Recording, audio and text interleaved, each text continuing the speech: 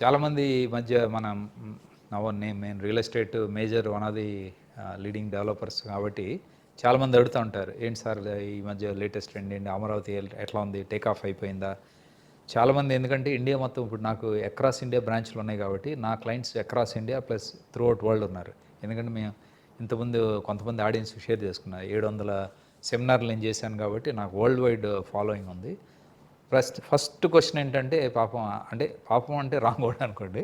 First question ఏం అడుగుతారంటే, latest ఏంటి sir, Amaravati బాగుందా, బాగా రైజ్లో ఉందా? ఎందుకంటే హైదరాబాద్ డల్ అన్నట్టు వింటున్నారు కాబట్టి యాంగ్జైటీ అమరావతి బాగుందా. ఫెయిత్ఫుల్ ఆన్సర్ ఏంటంటే అమరావతి బాగుంది, కానీ ఫస్ట్లో ఊహించినంత ఇమ్మీడియట్ బూమ్లోకి వెళ్ళలేదు. కానీ అది ఎందుకు వెళ్ళలేదంటే matter of 3 months time loss అయింది. టైం లాస్ ఎందుకైంది? ఈ టెండర్స్ ఫైనల్ ఫస్ట్ ఫ్లడ్స్ వచ్చినాయి లాస్ట్ ఇయర్, అందరికీ తెలిసిందే, విజయవాడ ఫ్లాష్ ఫ్లడ్స్, వాటిలో 2 నెలలు పోయింది టైం అప్పుడు గవర్నమెంట్కి.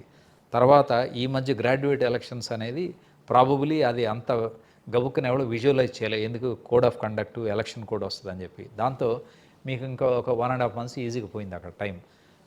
అందుకని గవర్నమెంట్ టెండర్స్ ఫైనలైజ్ చేయాలన్నా, కొన్నిసార్లు ఇష్యూ చేయాలన్నా కానీ కొన్ని రెస్ట్రిక్షన్స్ ఉన్నాయి కాబట్టి చాలా స్లోగా వెళ్తున్నారు.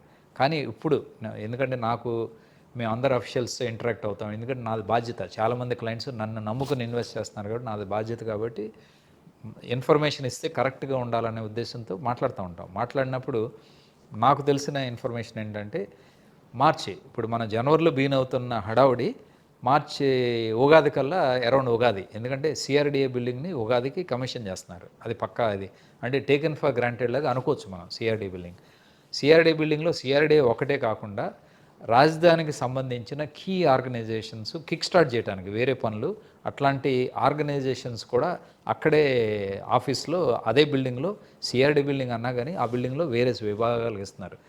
దానికి ఉద్దేశం ఏమంటున్నారు స్టేట్ గవర్నమెంటు, ఏది ప్రపోజల్ పెట్టుకున్నా రియల్ ఎస్టేట్ రిలేటెడ్ కానీ మేజర్ ప్రపోజల్ సింగిల్ విండో అక్కడున్న బిల్డింగ్లో ఉన్న కంపెనీస్ ద్వారా మొత్తం ప్రాసెస్ అయిపోతుంది, జనాలు అక్కడికి ఒకసారి వస్తే ఎక్కడికి వెళ్ళక్కర్లేదు అనేది ఒకటి ఉద్దేశం. అది దాంతో వీనవుతుంది. దాంతోపాటు ప్యారలల్గా మీకు ఈ మధ్య గవర్నమెంట్ బిల్డింగ్స్ అన్నీ ఆల్రెడీ ఒక 80% అయిపోయినాటికి చిన్న చిన్న టెండర్లు ఫ్లోట్ చేశారు, దానికి వర్క్స్ జరుగుతున్నాయి. కానీ ఇంకా కొన్ని మేజర్ వర్క్స్ అవ్వాలంటే ఒక 9 months అవుతుంది. ఏది అంతా అఫీషియల్స్ కానీ, ఎమ్మెల్యేస్ కానీ, ఎన్జిఓస్ కానీ, నాన్ ఎన్జిఓస్ కానీ, జడ్జెస్ కానీ, లేకపోతే ఈ ఐఏఎస్ ఐపీఎస్ వీళ్ళంతా వెళ్ళి ఆక్యుపై చేయాలంటే ఇప్పుడున్న అసెస్మెంట్ ప్రకారం కనీసం ఒక 8-9 months పట్టొచ్చు అని చెప్తున్నారు. అది కాకుండా మీకు మేజర్ ఏంటంటే roads, total grid formation almost 390 kilometers రాజధానిలో మీకు అంతా తెలుసు. E1 to E14, N1 to N18 roads అని చెప్తారు. ఆ గ్రిడ్ ఫార్మేషన్ మొత్తం పక్కాగా కంప్లీట్ చేయడానికి plus high court, assembly and government administrative towers, అది ఇట్స్ ఐకానిక్. ఎంటైర్ ఇండియాలో టాలెస్ట్ గవర్నమెంట్ టవర్స్ అంటే ఇదే అవబోతుంది, ఎందుకంటే 48 to 52 with a helipad for the CM2 land. And దానికి కూడా ఒక టూరిస్ట్ ప్లేస్లకు కూడా తయారు చేస్తున్నారు ఇవన్నీ అనమాట. సో ఇవన్నీ కిక్ స్టార్ట్ అవడానికి కనీసం మార్చ్ ఆర్ ఏప్రిల్ అవుతుంది. అప్పుడు వరకు చూసే వాళ్ళకి విజిబుల్ సైన్స్ ఆఫ్ హడావుడి కనిపిది అక్కడ. ఇంతకుముందు గవర్నమెంట్ కొద్దిగా మొత్తం స్లో చేశారు కాబట్టి అందరికీ ఫీలింగ్ ఏంటంటే కామన్ పబ్లిక్ కొద్దిగా ఇవన్నీ చూసిన తర్వాత మెంటల్గా ధైర్యం వస్తుంది. కానీ స్మార్ట్గా ఉన్న ఇన్వెస్టర్లు, నేను ఆడియన్స్ చెప్పదలుచుకున్నాను, ఆల్రెడీ స్టార్టెడ్ ఇన్వెస్టింగ్. ఎందుకంటే మీరు కనిపించే వరకు విజిబుల్, దాని కళ్ళెదురుగా కనిపిస్తేనే నేను పెడతానంటే రియల్ ఎస్టేట్ అట్లా వర్క్ అవ్వదు. రియల్ ఎస్టేట్ ఆల్వేస్ 2 ఏళ్ల తర్వాత ఏం జరగబోతుందని ఇప్పుడు ఊహించుకుని పెట్టారు. తర్వాత ఇదివరకైతే రిస్క్ ఉంది, ఇప్పుడు ఏంటంటే రిస్క్ లేదు. కొత్త గవర్నమెంట్ వచ్చింది, ఆల్రెడీ ల్యాండ్ ఎక్వైర్ అయిపోయింది, టెండర్స్ అన్నీ ఫైనలైజ్ చేస్తున్నారు, వర్క్స్ బీన్ అయిపోతాయి. వర్క్స్ బీన్ అయిన తర్వాత ఒక విధంగా చెప్పాలంటే ఈవెన్ దేవుడు కూడా ఆపలేడు. ఎందుకంటే వర్క్స్ ఒకసారి బీన్ అయిపోతే అన్ని వైపుల వర్క్ జరుగుతూ ఉంటే దానికి తగ్గట్టుగా సపోర్టింగ్ హోటల్స్ వస్తాయి. జనాలు నేను అనుకోవటం ఇదివరకే లాస్ట్ టైమే 40-50 వేల మంది నైట్ కూడా పనిచేసేవాళ్ళు with lamps, sodium vapour lamps పెట్టుకుని పనిచేశారు. సో అవన్నీ చేసినప్పుడు 50,000 to 1 lakh labour from across India అమరావతిలో కన్వర్ట్ చేసి పనిచేస్తుంటే వాళ్ళ క్యాటరింగ్ చేయాల్సిన హోటల్స్ కానీ, లాడ్జెస్ కానీ, సర్వీస్ అపార్ట్మెంట్స్ కానీ, వెహికల్స్ టు ట్రాన్స్పోర్ట్, బస్సులు, ది కన్స్ట్రక్షన్ ట్రక్స్, దానికి మళ్ళీ మెటీరియల్ క్యారీ చేసేది, logistics companies, engineering companies, support services, వీళ్ళంతా మొత్తం దిగిపోయారనుకోండి, ఇంకా మీరు తట్టుకోలేరే. ఎట్లా ఉంటుందంటే యాక్షన్ చూడంగానే ఏదో జరిగిపోతుందని చెప్పి అప్పుడు ఏం చేస్తారంటే మోస్ట్ ఆఫ్ ది నేను చాలామంది నా సర్కిల్లో చూశాను, ఈవెన్ మా చుట్టాల్లో ఫ్రెండ్స్లో కూడా చూశాను.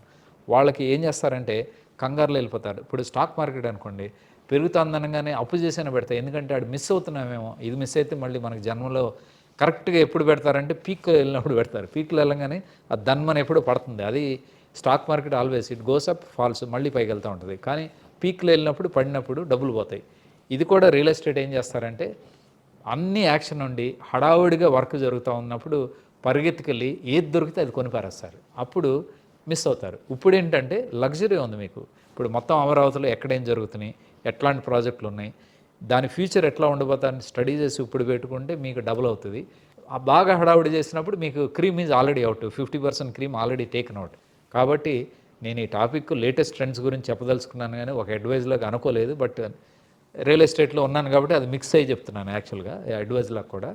తర్వాత ఇదంతా జరిగేటప్పుడు మీకు ఎడ్యుకేషనల్ ఇన్స్టిట్యూట్స్ ఆల్రెడీ మొత్తం ఉధృతంగా వచ్చేస్తున్నాయి. ఎక్స్ఎల్ఆర్ఐ కానీ, తర్వాత మీకు బిట్స్ ఇవన్నీ కొత్త యాడినాయి. ఆల్రెడీ మీకు విట్ ఉంది, అమృత ఇన్స్టిట్యూట్ ఉంది, then all these institutes are already there.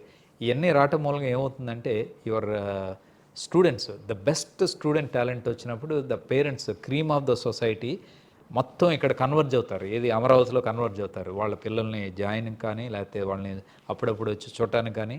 ఆ తర్వాత ఏమవుతుంది, కంపెనీస్ విల్ స్టార్ట్ కమింగ్. ఇప్పుడు తర్వాత ఇంకో సబ్జెక్టు, చాలామంది central government organisations land allotment తీసుకున్నారు. ఇప్పుడు నేను అనుకోవటం గుర్తులేదు, అరౌండ్ 180 to 200 ఆర్గనైజేషన్స్ తీసుకున్నారు land, ranging from 1/4 acre to 2 acres. ఇవన్నీ రేపు కొంతమంది బ్యాంక్స్ కానీ, కొంతమంది ఇన్స్టిట్యూట్స్ కానీ మొత్తం construction they are already revive చేస్తున్నారు. ఇవన్నీ బీన్ అయిపోయినాయి అనుకోండి, ఆ రిలేటెడ్ స్టాఫ్ మొత్తం వస్తారు. వస్తే ఎక్కడ ఉండాలి వాళ్ళకి అపార్ట్మెంట్ కావాలి, లేకపోతే విల్లా కావాలి, లేకపోతే ఒక సైట్ తీసుకుని కట్టుకోవాలి. అప్పుడు అసలు గేమ్ అప్పుడు స్టార్ట్ అవుద్ది. సో నా లెక్క ప్రకారం ఒక దసరా దివాళికి ఒక ఫెస్టివల్ అట్మాస్ఫియర్, ఇదివరకు మన తెలంగాణ ఎట్లయితే భూమి చూశారో, నా లెక్క ప్రకారం ఆ భూమ్ అనేది అప్పుడు బీన్ అయిపోద్ది. ఎందుకంటే నేను ఇందాక చెప్పిన ఆ సిగ్నల్స్ అన్నీ అక్కడ గ్రౌండ్లో కనిపిస్తాయి. కనిపించినప్పుడు ఇంకా జనాలు తట్టుకోలేరు. అప్పుడు ఏమవుతుంది, బెంగళూరు, చెన్నై, మన తెలుగు వాళ్ళంతా, బెంగళూరులో ఉన్న ఐటీ వాళ్ళంతా, చెన్నైలో ఉన్న ఐటీ, హైదరాబాద్లో ఉన్న ఆంధ్రైట్స్ కొద్దిగా అక్కడ బాగుందని వెళ్ళి, కానీ బాడీ ఎక్కడ, హార్ట్ ఇక్కడ ఆంధ్రాలో అనుకోండి. బాడీ ఫిజికల్గా బెంగళూరు, చెన్నై, హైదరాబాద్లో బాడీ ఉంటుంది, మైండ్, హార్ట్, స్పిరిట్ ఇక్కడ ఆంధ్రాలో ఉంటుంది. ఉన్నాళ్ళకి ఈజ్ గోల్డెన్ ఛాన్స్. అంటే మనం ఎప్పుడైనా అనలైజ్ చేసేటప్పుడు ట్రెండ్స్ ఏంటి, దాంట్లో ఉన్న అవకాశాలు ఏంటి, ఎప్పుడు ఏ అవకాశాలని ఏ టైంలో మనం అందిపుచ్చుకోవాలనేది గ్రేట్నెస్. మామూలుగా అయితే ప్రతి రియల్ ఎస్టేట్ అనేది జీరో పెద్ద బ్రెయిన్ అక్కర్లా. రియల్ ఎస్టేట్లో డబ్బులు పెరుగుతాయి ఎప్పుడైనా, ఎప్పుడు పోవు. కానీ ఏ టైంలో ఎంటర్ అవుతారు, ఎట్లాంటి చోట పెడతారు, ఏ విధంగా చేస్తారు అనేది కీ పాయింట్ అన్నమాట.